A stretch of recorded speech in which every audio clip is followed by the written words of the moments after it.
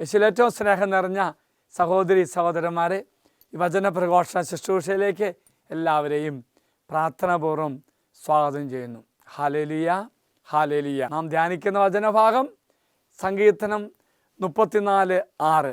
ഈ എളിയവൻ നിലവിളിച്ചു, കർത്താവ് കേട്ടു, എല്ലാ കഷ്ടതയിൽ നിന്നും അവനെ രക്ഷിക്കുകയും ചെയ്തു. Price the Lord. ഓർക്കപ്രിയമുള്ളവരെ, ഈ വചനമാണ്. അവൻ നിലവിളിച്ചു, ദുഃഖത്തിൻ്റെ, വേദനയുടെ, തകർച്ചയുടെ അവസ്ഥയിൽ നിലവിളിച്ചു. ആ നിലവിളി കർത്താവ് കേട്ടു. കേൾക്കുക മാത്രമല്ല, എല്ലാ കഷ്ടതയിൽ നിന്നും കർത്താവ് അവനെ രക്ഷിക്കുകയും ചെയ്തു. Price the Lord. അങ്ങനെ നിൻ്റെ നിലവിളി കേൾക്കണമെങ്കിൽ, നിൻ്റെ പ്രാർത്ഥന കേൾക്കണമെങ്കിൽ, നീ ആഗ്രഹിക്കുന്ന പോലെ, ഞാൻ ആഗ്രഹിക്കുന്ന പോലെ എല്ലാ കഷ്ടതയിൽ നിന്നും കർത്താവിനെ മോചിപ്പിക്കണമെങ്കിൽ എന്ത് ചെയ്യണമെന്ന് നാഹൂം 1:7 നാം ഇപ്രകാരം വായിക്കുന്നുണ്ട്. കർത്താവ് നല്ലവനും കഷ്ടത നാളിൽ അഭയദുർഗമാണ്, തന്നിൽ ആശ്രയിക്കുന്നവരെ അവിടുന്ന് അറിയുന്നു. Price the Lord. പ്രിയമുള്ളവരെ, ഈ ശുശ്രൂഷയുടെ ആദ്യ ഭാഗത്ത് ഈ വചനം ഏറ്റവും പ്രാർത്ഥിക്കാം. പ്രത്യേകിച്ച് ഒത്തിരി ദുഃഖവും ഒത്തിരി വേദനയും ഒത്തിരി തകർച്ചയും ബാഹ്യമായും ആന്തരികമായും എല്ലാ തലത്തിലും അനുഭവിക്കുന്ന അവസ്ഥയിൽ ഈ വചനം നമുക്ക് ഏറ്റവും പ്രാർത്ഥിക്കാം. ആരംഭത്തിൽ വലുതരം എത്തിപ്പിടിച്ചുകൊണ്ട്, കർത്താവ് നല്ലവനും കഷ്ടതയുടെ നാളിൽ അഭയദുർഗമാണ്, തന്നിൽ ആശ്രയിക്കുന്നവരെ അവിടുന്ന് അറിയുന്നു. Hallelujah, hallelujah. എങ്കിൽ ഇന്നത്തെ ശുശ്രൂഷ ഈശോയുടെ പക്കലേക്ക് സമർപ്പിച്ച് നമുക്ക് പ്രാർത്ഥിക്കാം. ദൈവമേ, നിൻ്റെ വാഗ്ദാനം ഓർക്കുന്നു. ഞങ്ങളുടെ ജീവിതത്തിൽ തകർച്ചയും തളർച്ചയും മറ്റ് പലതരത്തിലും ബാഹ്യമായും ആന്തരികമായി കടന്നു വരുമ്പോൾ അവിടെ ഒന്നും തളരാതെ മുന്നേറുവാൻ കർത്താവേ കൃപ തരണമേ. ഈ വചനഭാഗത്തെക്കുറിച്ച് ധ്യാനിക്കുവാൻ, പ്രാർത്ഥിക്കുവാൻ ഈ മണിക്കൂർ വചനത്തിൻ്റെ അഭിഷേകം ഞങ്ങൾക്ക് പ്രദാനം ചെയ്യണമേ. അമ്മേ മാതാവേ, ഞങ്ങൾക്ക് വേണ്ടി മാധ്യസ്ഥം പ്രാർത്ഥിക്കണമേ. നിത്യം പിതാവും പുത്രനും പരിശുദ്ധാത്മാവുമായ സർവേശ്വര എന്നേക്കും ആമേൻ. നമ്മൾ ധ്യാനിക്കുന്ന വചനഭാഗം കഷ്ടതയിൽ നീ തളരരുത്. വീണ്ടും നമ്മൾ വ്യാഖ്യാനിച്ച് പ്രാർത്ഥിക്കുന്ന വചനഭാഗം നാഹൂം 1:7. കർത്താവ് നല്ലവനാണ്, എനിക്ക് അഭയദുർഗമാണ്, ദൈവത്തിൽ ആശ്രയിക്കുന്നവരെ കർത്താവ് അനുഗ്രഹിക്കും. പ്രിയമുള്ള സഹോദരങ്ങളെ, ഈ വചനം നമ്മൾ പ്രാർത്ഥിക്കുമ്പോൾ, ധ്യാനിക്കുമ്പോൾ അച്ഛൻ്റെ മനസ്സിലേക്ക് കടന്നു വരുന്ന ഒരു സഹോദരിയുടെ ജീവിതസാക്ഷ്യമാണ്. പ്രത്യേകിച്ച് ആ സാക്ഷ്യം കേട്ട് കഴിഞ്ഞപ്പോൾ ജീവിതത്തെ എല്ലാ തരത്തിലും തകർച്ചയും വീഴ്ച ഞാൻ പറയുന്നില്ല, രോഗവും പീഡകളും എല്ലാം കുടുംബത്തെ മുഴുവനുമായും ബാധിച്ചു. ആരവസ്ഥയിൽ ഒന്നിനൊന്നായി ദുഃഖങ്ങൾ വരുമ്പോൾ എങ്ങനെയാണ് കുടുംബം ദൈവത്തെ മുറുകെ പിടിക്കുകയും ആ മക്കൾ ധ്യാനത്തിൽ കടന്നു വരികയും അത്ഭുതമാമിതം ആ മക്കളെ അനുഗ്രഹിച്ച ഒരു സംഭവമാണ്, ഒരു സാക്ഷ്യമാണ് അച്ഛൻ ഇന്നത്തെ ശുശ്രൂഷയുടെ ആദ്യ ഭാഗത്ത് പങ്കുവയ്ക്കുന്നത്. ഞാൻ ഓർക്കുന്നു, കുറേ നാളുകൾക്ക് മുന്നാണ് ഒരു താമസയാനത്തിൽ ഒരു മകൾ പങ്കെടുത്തു. ആ മകളുടെ വിവാഹം കഴിഞ്ഞു 2.5 മാസം കൊണ്ട് കഴിഞ്ഞപ്പോൾ ക്യാൻസർ രോഗമാണെന്ന് തിരിച്ചറിഞ്ഞു. അതിനുശേഷം ജീവിത പങ്കാളി ആ മകളെ വിട്ടുപോയി. അതിലപ്പുറമായിട്ടും ഈ മകളെ എല്ലാവരും ചിരിക്കുന്ന ക്യാൻസർ രോഗി എന്ന് വിളിക്കുന്നത്. അങ്ങനെ പറയാൻ കാര്യമുണ്ട്. ഈ മകളുടെ പശ്ചാത്തലം മനസ്സിലാക്കണം. ആ കുടുംബത്തിൽ ഒന്നൊന്നായുണ്ടായ ദുരിതങ്ങൾ, രോഗങ്ങൾ, തകർച്ചകൾ തിരിച്ചറിയണം. അതിൻ്റെ ഒരു അവസാന ഭാഗമെന്ന പോലെയാണ് വിവാഹം കഴിഞ്ഞ ഉടനെ ഈ മകൾക്ക് ക്യാൻസർ രോഗമായി. ഞാൻ ആ മകളെ കുറിച്ച് ചിന്തിക്കുമ്പോൾ, ദൈവത്തിൽ പൂർണ്ണമായിട്ട് ആശ്രയിച്ചൊരു മകൾ ധ്യാനത്തിൽ പങ്കെടുത്തു, സൗഖ്യം കർത്താവ് കൊടുത്തു. എന്നിട്ട് ആ രോഗപീഠകളുടെ അവസ്ഥയും തമ്പുരാനെ മുറുകെ പിടിച്ചുകൊണ്ട് ആ മക്കളുടെ ജീവിതസാക്ഷ്യം അനേകം ചെറുപ്പക്കാരിലേക്ക് എത്തിക്കാൻ ആ മകൾക്ക് സാധിച്ചു. ഞാൻ മകളുടെ ജീവിതത്തിലേക്ക് നോക്കുമ്പോൾ ആ മകളുടെ പിതാവ് 25 വർഷമായിട്ട് കൺസ്ട്രക്ഷൻ കമ്പനി നടത്തിക്കൊണ്ടിരിക്കുക. ഒരു അപകടം ഉണ്ടായിട്ടില്ല. പക്ഷേ ഈ മകൾക്ക് ഈ രോഗം തിരിച്ചറിയുന്നതിന് 2 മാസത്തിന് മുന്നാണ് വലിയൊരു അപകടം സംഭവിച്ചു. കെട്ടിടത്തെ മുകളിൽ നിന്ന് വീണു, കാലൊടിഞ്ഞു. വീണ്ടും രണ്ടാമത് സഹോദരൻ അപ്പച്ചനെ പോലെ തന്നെ കോൺട്രാക്റ്റ് വർക്ക് ചെയ്യുക. അപകടം സംഭവിച്ചു, കൂടെ ഉണ്ടായിരുന്ന ആൾ മരിച്ചു, ഉയരത്തിൽ നിന്ന് വീണ്. ഈ സഹോദരൻ്റെ കൈയൊടിഞ്ഞു. മൂന്നാമത് ആ കുടുംബത്തിൻ്റെ ദുഃഖത്തിൻ്റെ അവസ്ഥ വേണ്ടി ചിന്തിക്കാവുന്നത്, അമ്മയ്ക്ക് രോഗം വരുന്നു, യൂട്രസ് മാറ്റുന്നു, ശാരീരികമായ അവസ്ഥ. ഇങ്ങനൊരു പശ്ചാത്തലത്തിലാണ് ഈ മകൾക്ക് ഈ ക്യാൻസർ രോഗം വരുന്നത്. ആ രോഗം വന്നപ്പോൾ രാവിലത്തെ ധ്യാനകേന്ദ്രത്തിലേക്ക് വന്നു, പ്രാർത്ഥിച്ചു. അത്ഭുതാമതം ആ മകളെ കർത്താവ് സ്പർശിച്ചു. 5-6 വർഷം കഴിഞ്ഞു. ആ മകൾ സാക്ഷ്യം പറഞ്ഞ് അനേകരെ ഈശോയിലേക്ക് അടുപ്പിക്കുക. ഒത്തിരി വേദന തോന്നിയൊരവസ്ഥയുണ്ട്. ആ മകളുടെ വിവാഹ ഫോട്ടോ എന്നെ കാണിച്ചു. ആ മകൾ ആങ്കറിങ് ചെയ്യുന്നതാണ്, ബ്യൂട്ടീഷ്യനായി വർക്ക് ചെയ്യുന്നതാണ്. സ്വാഭാവികമായിട്ടും ഒത്തിരി ബ്യൂട്ടി കോൺഷ്യസ് ഉള്ള കുട്ടിയായിരുന്നു. ആ പടം എന്നെ കാണിച്ചു, വിവാഹത്തിൻ്റെ ആ ദിവസത്തെ പടമൊക്കെ. അത് കഴിഞ്ഞ് ക്യാൻസർ വന്നു, ഹീമോ ഒക്കെ ചെയ്തു, മുടിയൊക്കെ പോയി. ആ പടം കാണിച്ചു. ഈശോ ഭയങ്കര ദുഃഖം തോന്നിയ ഒരു പിക്ചറാ. അത് കാണുന്ന നമ്മുടെ ഉള്ളിൽ പോലും എവിടെയൊക്കെ മനസ്സ് നോവുന്ന ഒരവസ്ഥയുണ്ട്. എന്നാൽ ഈ മകൾക്ക് ആ വേദനയൊന്നുമില്ല. വീണ്ടും ആ മകൾ പറഞ്ഞൊരു കാര്യമുണ്ട്. ട്രീറ്റ്മെൻറ്റ് സമയത്ത് ക്യാൻസർ വാർഡിലുള്ള മക്കൾക്ക് ഈ മകള് വലിയ പ്രചോദനമായി മാറിയെന്ന്. Price the lord, hallelujah. Treat ചെയ്യുന്ന ഡോക്ടേഴ്സൊക്കെ ചിരിക്കുന്ന ക്യാൻസർ രോഗി എന്നാണ് ആ മകളെ വിളിച്ചുകൊണ്ടിരുന്നത്. അച്ഛൻ പറഞ്ഞത്, നമ്മുടെയൊക്കെ ജീവിതത്തിൽ ഇങ്ങനെയൊക്കെ ദുരിതങ്ങളൊക്കെ സംഭവിക്കും, പ്രത്യേക സാഹചര്യത്തിൽ കടന്നു പോകും. അതൊന്നും ദുരന്തങ്ങളല്ല പ്രിയമുള്ളവർ. ആ ഒരു സമയത്ത് നമ്മളിലേക്ക് നോക്കാതെ, ആ ഒരു സമയത്ത് കർത്താവിനെ മുറുകെ പിടിച്ച് തമ്പുരാൻ്റെ പക്കലേക്ക് കരങ്ങളുയർത്തി നമ്മൾ പ്രാർത്ഥിക്കുമ്പോൾ, ഓർക്കുക പ്രിയമുള്ളവരെ, കർത്താവിൽ ആശ്രയിച്ച് പ്രാർത്ഥിക്കുമ്പോൾ തീർച്ചയായിട്ടും കർത്താവിന് ശക്തി നമുക്ക് തരും. നമ്മുടെ ആ അവസ്ഥയിൽ ദൈവത്തിൽ ആശ്രയിച്ചുകൊണ്ട് ഞാൻ ദൈവത്തെ വിളിക്കുമ്പോൾ അത് വലിയ അനുഗ്രഹമായി മാറുന്നു. കർത്താവിൻ്റെ ഇടപെടൽ സംഭവിക്കും. അങ്ങനെ കർത്താവിൻ്റെ ഇടപെടൽ അനുഭവിച്ചുകൊണ്ട് ദൈവത്തിൻ്റെ ശക്തമായ കരസ്പർശനത്താൽ വിജയം നേടിയ, ജനത്തെ നയിച്ച അനേകം രാജാക്കന്മാരെയും നേതാക്കന്മാരെയൊക്കെ നാം ബൈബിളിൽ കാണുന്നുണ്ട്. പ്രിയമുള്ളവരെ, 2 ദിനവൃത്താന്തം 32-ാം അധ്യായത്തിൽ എസേക്കിയ രാജാവിൻ്റെ വിശ്വസ്തതയും ദൈവത്തെ മുറുകെ പിടിച്ചപ്പോൾ വലിയ വിജയം ദൈവമായ കർത്താവ് അവർക്ക് കൊടുക്കുന്നുണ്ട്. അതിലുപരി ശത്രുവിൻ്റെ ആക്രമണം വന്നപ്പോൾ തളരാതെ പതറാതെ ജനങ്ങളെ ശക്തിപ്പെടുത്തി അവർ ഭയത്തിലേക്ക് കൊണ്ടുപോകുന്ന അവസ്ഥ മാറ്റിക്കൊണ്ട് ദൈവം ഈ രാജാവിലൂടെ പ്രവർത്തിക്കുന്നത് നാം കാണുന്നുണ്ട്. ദൈവം ഈ എസേക്കിയ രാജാവിലൂടെ പ്രവർത്തിക്കാൻ കാര്യം, ദൈവത്തോട് ചേർന്ന് നിന്നുകൊണ്ട് ദൈവത്തിൽ പൂർണ്ണമായി ആശ്രയിച്ചുകൊണ്ട് ക്ലേശങ്ങളും ദുഃഖങ്ങളും എന്തു വന്നാലും ദൈവത്തെ മുറുകെ പിടിക്കുന്നു, ദൈവത്തെ ആശ്രയിക്കുന്നു. അങ്ങനെ ഒരു ആശ്രയമാണ് നമുക്ക് ആവശ്യം. അങ്ങനെ ദൈവത്തിൽ ആശ്രയിച്ചുകൊണ്ട് നമ്മൾ പ്രാർത്ഥിക്കുമ്പോൾ കർത്താവ് കേൾക്കും, കർത്താവ് നമുക്ക് വേണ്ടി പ്രവർത്തിക്കും. ഏത് പ്രതികൂലമായ സാഹചര്യത്തിലാണെങ്കിലും മുന്നേറുവാനുള്ള അനുഗ്രഹം കർത്താവ് നമുക്ക് തരും. അതാണ് ഈ രാജാവിൻ്റെ ജീവിതത്തിലേക്ക് നമ്മൾ ധ്യാനിക്കുമ്പോൾ, പ്രാർത്ഥിക്കുമ്പോൾ നമ്മുടെ മനസ്സിലേക്ക് തരുന്ന മറ്റൊരു ചിന്ത.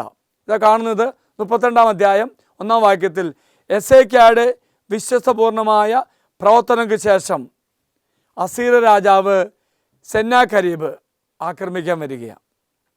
വീണ്ടും പറയുമ്പോഴവർ, ഈ സെന്നാകരീബ് പലതരത്തിലും യൂദാ ദേശത്തെയും ഈ ജനങ്ങളെയും ബുദ്ധിമുട്ടിക്കുന്നുണ്ട്.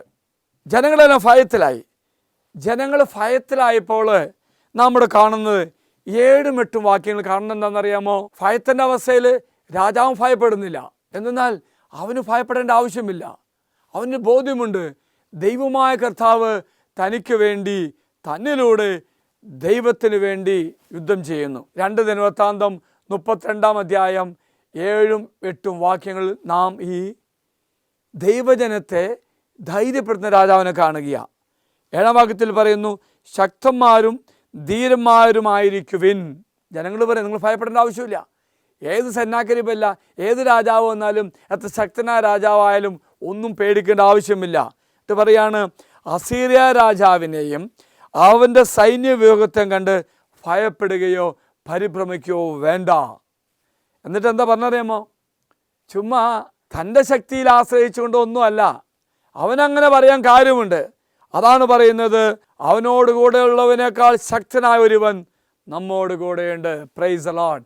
പ്രിയമുള്ള സഹോദരീ സഹോദരന്മാരെ, ഈ ഒരു ബോധ്യമാണ്, ഈ ഒരു കാഴ്ചപ്പാടാണ് ഈ ഭയത്തിൻ്റെ അവസ്ഥയിൽ എസേക്കിയാ രാജാവിനെ നയിച്ചത്. അതുമാത്രമല്ല, ദൈവത്തിൽ വിശ്വാസം അർപ്പിച്ചു, ദൈവം പ്രവർത്തിക്കുന്നു എന്ന പൂർണ്ണ ബോധ്യമുണ്ട്.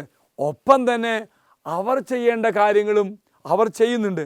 അതാണ് പ്രിയമുള്ളവരെ, 3-ാം വാക്യം മുതൽ എസേക്കിയാ എന്ത് ചെയ്തു? താൻ ചെയ്യേണ്ട ദൗത്യമുണ്ട്. ആ ഒരു ദൗത്യം നമ്മുടെ ഭാഗത്ത് നമ്മൾ ചെയ്യണം. എസേക്കിയാ ചെയ്തു. സേവകന്മാരോടും വീരപുരുഷന്മാരോടും ആലോചിച്ചു. എന്നിട്ട് എന്ത് ചെയ്തു? നഗരത്തിൽ നിന്നും പുറത്തേക്ക് ഒഴുകിയിരുന്ന നീർച്ചാലുകൾ തടയാൻ അവർ തീരുമാനിച്ചു. അവർ അവനെ സഹായിച്ചു. ആളുകൾ ഒരുമിച്ച് കൂടി എല്ലാവരും അധ്വാനിച്ചു. ഒരു മെയ് പോലെ, 1000 കരങ്ങൾ ഒരു കരങ്ങൾ പോലെ അവർ അധ്വാനിച്ചു. ഇതാണ് പ്രിയമുള്ളവർ, നിശ്ചയദാർഢ്യത്തോടെ അവൻ പ്രവർത്തിച്ചു. രാജാവ് പ്രവർത്തിച്ചു. വീണ്ടും പൊളിഞ്ഞു കിടന്ന മതിലുകളുടെ കേടുകൾ തീർത്തു. ഈ ഒരു യുദ്ധത്തിൽ ജയിക്കാൻ വേണ്ടി ദൈവം അവർക്ക് വേണ്ടി പ്രവർത്തിക്കും. ഒപ്പം തന്നെ അവരുടെ ഭാഗത്ത് നിന്ന് ചെയ്യേണ്ട കാര്യങ്ങൾ അവർ ചെയ്യുന്നു. ഹല്ലേലൂയ. വീണ്ടും പ്രിയമുള്ളവരെ, ജനത്തിനെ തളർത്തുന്ന ചില പ്രവൃത്തികൾ ഈ അസീറിയ രാജാവായ സെന്നാകരീബിൻ്റെ ഭാഗത്ത് ഉണ്ടാകുന്നുണ്ട്. അതാണ് നമ്മൾ 10-ാം വാക്യത്തിൽ കാണുകയാണ്. 2 ദിനവൃത്താന്തം 32:10 വായിക്കുന്നു.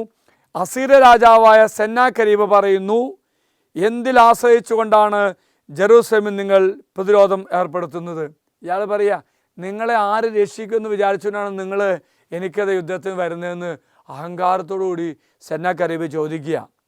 എന്നിട്ട് ആ വ്യക്തി തന്നെ പറയാണ്, ദൈവത്തെ അവഹേളിച്ചുകൊണ്ട് പറയാണ്, ദൈവമായ കർത്താവ് അസീറിയ രാജാവിൻ്റെ കൈകളിൽ നിന്നും നമ്മെ രക്ഷിക്കുമെന്ന് പറഞ്ഞ് നിങ്ങളെ വഞ്ചിച്ച് വിശപ്പും ദാഹവും മൂലം നിങ്ങൾ മരിക്കാൻ എസേക്കിയാ വഴിയൊരുക്കുകയല്ലേ. കണ്ടോ? എസേക്കിയായും ജനങ്ങളെയും ഭിന്നിക്കാൻ വേണ്ടി പറയുക. നിങ്ങൾ ചുമ്മാ എസേക്കിയാ രാജാവിനെ ആശ്രയിച്ചുകൊണ്ട് ആ വ്യക്തി പറയുന്ന പോലെ കേട്ടുകൊണ്ട് നിങ്ങളുടെ ദൈവം രക്ഷിക്കുന്നു പറഞ്ഞിട്ടും ഒരു കാര്യമില്ല.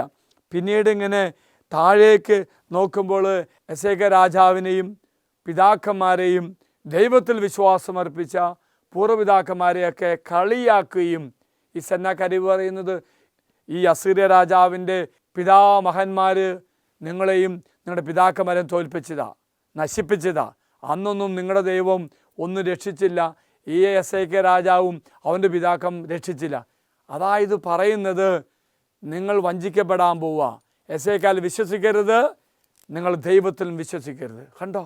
ഈ ഒരു തരത്തിൽ സെന്നാകരീബ് എല്ലാം ക്രമപ്പെടുത്തുക. Hallelujah, hallelujah. ആ സമയത്ത് പ്രിയമുള്ളവരെ, ഈ നിസ്സഹായമായ അവസ്ഥയിലാണ് എന്ത് ചെയ്യുന്നത്? എസേക്കിയാ രാജാവും കൂടെയുള്ള പ്രവാചകനായ യേശയ്യാ പ്രവാചകനും കൂടി ഒരു പ്രാർത്ഥന നടത്തുന്നുണ്ട്. Price the lord, hallelujah. ജനങ്ങളെ ഭിന്നിപ്പിക്കുന്ന അവസ്ഥ, നിങ്ങളുടെ ദൈവത്തിന് ശക്തിയില്ല, രക്ഷിക്കാൻ സാധിക്കില്ല, അങ്ങനെ പറയുന്നു. ഒപ്പം ഈ സെന്നാകരീബിൻ്റെ ഭീഷണി എല്ലാമാകുന്ന തൻ്റെ നിസ്സഹായാവസ്ഥ അവർ എന്നാ ചെയ്തു? 20-ാം വാക്യത്തിൽ പറയുന്നു, എസേക്കിയാ രാജാവും ആമോസിൻ്റെ മകനായ യേശയ്യാ പ്രവാചകനും സ്വർഗത്തിലേക്ക് സ്വരമുയർത്തി പ്രാർത്ഥിച്ചു. ഇതാണ് പ്രിയമുള്ളവരെ, നമ്മുടെ നിസ്സഹായാവസ്ഥയിൽ മുന്നേറാൻ പറ്റില്ല എന്ന തോന്നൽ വരുമ്പോൾ നമ്മൾ എന്ത് ചെയ്യണം? ദൈവത്തിൽ ആശ്രയിക്കണം, നമ്മുടെ ശക്തിയിൽ ആശ്രയിക്കരുത്. സെന്നാകരീബിനെ പോലെ തൻ്റെയും തൻ്റെ പിതാക്കന്മാരുടെയും ശക്തിയിൽ ആശ്രയിച്ചുകൊണ്ട് അവൻ വീരവാദം മുഴക്കുന്നുള്ളൂ. പക്ഷേ സത്യദൈവത്തിന് മുന്നിൽ ഇവന് പിടിച്ചു നിൽക്കാൻ സാധിച്ചില്ല. എന്തെന്നാൽ നിസ്സഹായാവസ്ഥയോടുകൂടി നിങ്ങളുടെ കൂടെ നിങ്ങൾ വിശ്വസ്തയോടെ എന്നോട് ചേർന്ന് നിന്നാൽ ഞാൻ നിങ്ങൾക്കൊണ്ട് യുദ്ധം ചെയ്ത് വിജയം നേടിത്തരുമെന്ന ദൈവത്തിൻ്റെ വചനം വിശ്വസിച്ചു എസേക്കിയാ രാജാവ്. ഒപ്പം എപ്പോഴും കൂടെയുള്ള യേശയ്യാ പ്രവാചകൻ, അവർ രണ്ടുപേരും കൂടെ അങ്ങ് പ്രാർത്ഥിച്ചു. അങ്ങനെ പ്രാർത്ഥിച്ചു. എന്ത് സംഭവിച്ചു? 21-ാം വാക്യം, കർത്താവ് ഒരു ദൂതനെ അയച്ചു. അവൻ അസീറിയ രാജാവിൻ്റെ പാളയത്തിലെ വീരയോദ്ധാക്കളെയും സേനാധിപന്മാരെയും സേവകന്മാരെയും വിട്ടുവീഴ്ത്തി. ഇനിയാണ് സംഭവിക്കുന്നത്. എവിടെയാണ് ഈ വ്യക്തി അഹങ്കാരം? സെന്നാകരീബ് ലജ്ജിച്ച് തല താഴ്ത്തി സ്വന്തം ദേശത്തേക്ക് മടങ്ങി. അവിടെ ചെന്നപ്പോൾ എന്ത് സംഭവിച്ചു? 21 വാക്യത്തിൽ വായിക്കുന്നുണ്ട്, അവൻ തൻ്റെ ദേവൻ്റെ ആലയത്തിൽ പ്രവേശിച്ചപ്പോൾ സ്വപുത്രന്മാരിൽ ചിലർ അവനെ വാളിൻ ഇരയാക്കി. Praise the lord. പ്രിയമുള്ള സഹോദരി സഹോദരന്മാരെ, സെന്നാകരീബിൻ്റെ അഹങ്കാരത്തിന് മുന്നിൽ ദൈവജനം ഭയപ്പെട്ടില്ല. ഭയപ്പെടുന്ന അവസ്ഥയായപ്പോൾ ഇതാ ദൈവദൂതനെ പോലെ ഹെസേക്കിയ രാജാവിനെ കർത്താവ് ഒരുക്കി. അവ നിമിത്തമായിട്ട് ദൈവം ആ മക്കൾ വിജയം കൊടുത്തു. ഇതാണ് പ്രിയമുള്ളവരെ, ദൈവത്തോട് ചേർന്ന് നിൽക്കുമ്പോൾ, അവനെ അനുസരിക്കുമ്പോൾ, അവൻ എൻ്റെ ദുഃഖങ്ങളും എൻ്റെ ക്ലേശങ്ങളും ഏറ്റെടുത്ത് അവൻ എന്നെ സഹായിക്കും. Price the lord. ഹല്ലേലൂയ. പ്രിയമുള്ള സഹോദരങ്ങളെ, നാഹൂം 1:7 ഇപ്രകാരം വായിക്കുന്നുണ്ട്, കർത്താവ് നല്ലവനും കഷ്ടതയുടെ നാളിൽ അഭയദുർഗമാണ്, തന്നിൽ ആശ്രയിക്കുന്നവരെ അവിടുന്ന് അറിയുന്നു. ഈ വചനം നമ്മൾ നോക്കുമ്പോൾ, ധ്യാനിക്കുമ്പോൾ, പ്രാർത്ഥിക്കുമ്പോൾ 3 കാര്യമാണ് നാം തിരിച്ചറിയുന്നത്. അതായത് കർത്താവ് നല്ലവനാ, നന്മ മാത്രമേ ചെയ്യുള്ളൂ. നമ്മുടെ ജീവിതത്തിൽ നമ്മേക്കാൾ അപ്പുറമായിട്ടും നമ്മെ അറിയുന്നവൻ നമ്മുടെ കർത്താവാണ്. വീണ്ടും കർത്താവിൻ്റെ വചനം പറയുന്നുണ്ട്, അവൻ നല്ലവനാണെന്ന് പറയുമ്പോൾ പ്രിയമുള്ളവരെ, അവനോട് ചേർന്ന് നിന്നാൽ അവൻ നമുക്ക് അനുഗ്രഹമായി മാറും. പുറപ്പാടിൻ്റെ പുസ്തകം 14-ാം അധ്യായം 14-15 വാക്യം, കർത്താവ് നിങ്ങൾക്ക് വേണ്ടി യുദ്ധം ചെയ്തുകൊള്ളും, നിങ്ങൾ ശാന്തരായിരുന്നാൽ മതി. കർത്താവ് മോശയോട് പറഞ്ഞു, നീ എന്തിന് എന്നെ വിളിച്ച് കരയുന്നു? മുൻപോട്ട് പോകുവാൻ ഇസ്രായേൽക്കാരോട് പറയുക. Hallelujah, hallelujah. അപ്പോൾ പ്രിയമുള്ളവരെ, ദൈവം നല്ലവനാണ്. നമുക്ക് നല്ലത് മാത്രമേ നമ്മുടെ ദൈവം ചെയ്യുകയുള്ളൂ. രണ്ടാമത് ഇവിടെ പറയുന്നത്, കഷ്ടതയുടെ നാളിൽ അഭയദുർഗമാകണമെങ്കിൽ എന്നാ ചെയ്യണം? നീ കർത്താവിൽ ആശ്രയിക്കണം, കർത്താവിന് ചേർന്ന് നിൽക്കണം. കർത്താവിന് ചേർന്ന് നിന്നാൽ കർത്താവ് നിന്നെ അനുഗ്രഹിക്കും. അതാണ് പ്രിയമുള്ളവരെ, സങ്കീർത്തനം 33:17-18 നാം കാണുന്നത്, പടക്കുതിരയെ കൊണ്ട് ജയിക്കാമെന്ന ആശ വൃദ്ധമാണ്, അതിൻ്റെ വലിയ ശക്തി കൊണ്ട് അതിനെ രക്ഷിക്കുവാൻ കഴിയുകയില്ല. ഇതാ തന്നെ ഭയപ്പെടുന്നവരെയും തൻ്റെ കാരുണ്യത്തിൽ പ്രത്യാശ വയ്ക്കുന്നവരെയും കർത്താവ് കടാക്ഷിക്കുന്നു. Praise the Lord. ഇതാണ് പ്രിയമുള്ളവരെ വചനം പറയുന്നത്. ആ 15-ാം വാക്യം വായിച്ചേ, ചിന്തിച്ചേ. അതായത് എൻ്റെ കൂടെ എൻ്റെ കർത്താവ് എപ്പോഴും ആയിരുന്നുകൊണ്ട് ഞാൻ രക്ഷിക്കപ്പെടണമെങ്കിൽ, കർത്താവ് എൻ്റെ ജീവിതത്തിൽ ഇടപെടണമെങ്കിൽ അവനോട് നാം ചേർന്ന് നിൽക്കണം. എങ്കിൽ അവൻ നമ്മെ കാത്തുകൊള്ളും. Price the Lord. അതാണ് വചനം പറയുന്നത്, തന്നെ ഭയപ്പെടുന്നവരെയും തൻ്റെ കാരുണ്യത്തിൽ പ്രത്യാശ വയ്ക്കുന്നവരെയും കർത്താവ് കടാക്ഷിക്കുന്നു. Praise the lord. ഹല്ലേലൂയ. ഒപ്പം സങ്കീർത്തനം 34:19-20 വായിക്കുന്നുണ്ട്, നമ്മുടെയൊക്കെ ജീവിതത്തിൽ ഒത്തിരി ദുഃഖം ഉണ്ടാവും, ക്ലേശമുണ്ടാവും, തകർച്ച ഉണ്ടാവും. എങ്കിൽ നാം ദൈവത്തിൽ ആശ്രയിച്ചാൽ, 19-ാം വാക്യത്തിൽ പറയുന്നു, നീതിമാൻ്റെ ക്ലേശങ്ങൾ അസഖ്യമാണ്. അതെ, തമ്പുരാന് ചേർന്ന് നിൽക്കുന്ന മക്കളുടെ ജീവിതത്തിൽ ക്ലേശങ്ങൾ ഒത്തിരി ഉണ്ടാവും. എന്നാൽ അവനോട് നീ ചേർന്ന് നിൽക്കുമ്പോൾ അവയിൽ നിന്നെല്ലാം കർത്താവ് നിന്നെ മോചിപ്പിക്കും. Praise the lord. ഹല്ലേലൂയ. 20-ാം വാക്യം മറ്റൊരു വാഗ്ദാനം കർത്താവ് തരികയാണ്, അവൻ്റെ അസ്ഥികളെ കർത്താവ് കാത്തു സൂക്ഷിക്കുന്നു, അവയിലൊന്നുപോലും തകർക്കപ്പെടുകയില്ല. ഓർക്ക പ്രിയമുള്ളവരെ, 20-ാം വാക്യത്തിൻ്റെ കർത്താവിൻ്റെ വാഗ്ദാനം, ഏതവസ്ഥ വന്നാലും എന്തു ചെയ്യും? അതൊന്നും എന്നെ തകർക്കുകയോ ഒന്നും ചെയ്യത്തില്ല. അത് കർത്താവ് പറയുന്നത്, അവൻ്റെ അസ്ഥികളെ കർത്താവ് കാത്തു സൂക്ഷിക്കുന്നു, അവയിലൊന്നുപോലും തകർക്കപ്പെടുകയില്ല. ഹല്ലേലൂയ, ഹല്ലേലൂയ. 1 സാമുവേൽ 1-ാം അധ്യായത്തിൽ അന്നായുടെ ജീവിതത്തിലും ഇതുപോലെ വലിയ ദുഃഖം വന്നു. ആ സമയത്ത് ആ മകൾ സ്വാഭാവികമായും മാനുഷ്യമായും ദുഃഖം അനുഭവിക്കുന്നുണ്ട്. ആ ദുഃഖത്തിന് ആർക്കും അവളെ ആശ്വസിപ്പിക്കാൻ സാധിക്കുന്നില്ല. ഇതാണ് പ്രിയമുള്ളവരെ നാം തിരിച്ചറിയേണ്ടത്. അങ്ങനെ ആ ദുഃഖത്തിൻ്റെ വേദനയുടെ വ്യാപ്തി കൂട്ടുന്നുണ്ട് കൂടെയുള്ള സഹോദരി, അതായത് ഭർത്താവിൻ്റെ മറ്റേ ഭാര്യ. ഈ വേദന നിമിഷത്തിൽ ഈ സഹോദരി എന്താ ചെയ്യുന്നത്? ദേവാലയത്തിൽ കൂടുകയാണ്. ഇതാണ് ആവശ്യം. തൻ്റെ ദുഃഖം പ്രകടിപ്പിച്ചു, ഭക്ഷണം കഴിക്കാതെ മുഖം വീർപ്പിച്ചിരുന്നു. അതൊക്കെ സ്വാഭാവിക മാനുഷികമായ അവസ്ഥ. ഇത് കണ്ടപ്പോൾ ഭർത്താവായ എൽക്കാന ഈ മകളെ ആശ്വസിപ്പിക്കാൻ ശ്രമിക്കുന്നുണ്ട്. പക്ഷേ അതൊക്കെ വെറുതാവിലാകുന്നു. ഒരു മനുഷ്യശക്തിക്കും മനുഷ്യൻ്റെ പ്രയത്നത്തിനും മാറ്റാൻ പറ്റാത്ത ദുഃഖമാണ് അവളുടെ മനസ്സിലുള്ളത്. ഇത് കർത്താവിന് മാത്രമേ മാറ്റാൻ സാധിക്കുള്ളൂ. ഈ ഒരു ബോധ്യമാണ്. എനിക്കോ എൻ്റെ കൂടെയുള്ളവർക്കോ സഹായിക്കാൻ പറ്റാത്ത അവസ്ഥ. ആ ഒരു അവസ്ഥയിൽ ഞാൻ കർത്താവിലേക്ക് തിരിയും. അപ്പോൾ കർത്താവൻ ജീവിതത്തിൽ ഇടപെടും. സെന്നാകരീബ് രാജാവ് വീരവാദം മുഴക്കി എസേക്ക രാജാവിനെ തൻ്റെ പ്രജകളുടെ മുന്നിൽ ചെറുതാക്കി കാണിച്ചു. നിങ്ങൾ വിശ്വസിക്കുന്ന ദൈവത്തെ താഴ്ത്തി കെട്ടി. അപ്പോഴൊന്നും എസേക്ക രാജാവ് തളർന്നില്ല. അവൻ പൂർണ്ണമായിട്ട് വിശ്വസിച്ചു, എൻ്റെ ദൈവത്തിന് എന്നെ രക്ഷിക്കാൻ സാധിക്കും. അവൻ എന്നോട് കൂടെയുണ്ടെങ്കിൽ വിജയവും എല്ലാ സുനിശ്ചയമായി അവൻ തരുമെന്ന് ഈ ബോധ്യത്തിലേക്ക് നമ്മൾ കടന്നു പോകണം. നമ്മുടേതായ ജീവിതത്തിൽ പച്ച ജീവിത യാഥാർത്ഥ്യങ്ങൾ, എൻ്റെ പൊന്നു സഹോദര സഹോദരി, ഇതുപോലെ ഒത്തിരി ദുഃഖങ്ങളും തകർച്ചകളും ബാഹ്യമായും ആന്തരികമായും ഒക്കെ നമുക്കുണ്ടാകും. ആ സമയത്ത് നമ്മൾ എന്നാ ചെയ്യണം? ഹന്നായെ പോലെ ദേവാലയത്തിലേക്ക് ഓടണം. അവിടെ ചെന്ന് ദൈവത്തോട് പറയണം. ആ ഒരു പറച്ചിൽ ഹൃദയത്തിൻ്റെ നോവ് സങ്കടമായി, കണ്ണുനീരായി, കരച്ചിലായി പുറത്തേക്ക് വരും. ഒരുപക്ഷെ അത് കേൾക്കുന്ന മക്കൾ തെറ്റിദ്ധരിച്ചിരിക്കും. അതുകൊണ്ട് ഏലിയെ പുരോഹിതൻ പറഞ്ഞു, നീ എന്നതാ പെണ്ണെ രാവിലെ തന്നെ മദ്യപിച്ചിട്ടാണോ വന്നിരിക്കണതെന്ന്. ആ മകളുടെ ദുഃഖം തിരിച്ചറിയുവാൻ ബാഹ്യമായി ദുഃഖം കേട്ട പുരോഹിതനായി ഏലിക്ക് തിരിച്ചറിയാൻ സാധിച്ചില്ല. പക്ഷേ അവളുടെ കണ്ണുനീര് തിരിച്ചറിഞ്ഞു, അവളുടെ ദുഃഖം തിരിച്ചറിഞ്ഞു നമ്മുടെ ദൈവം.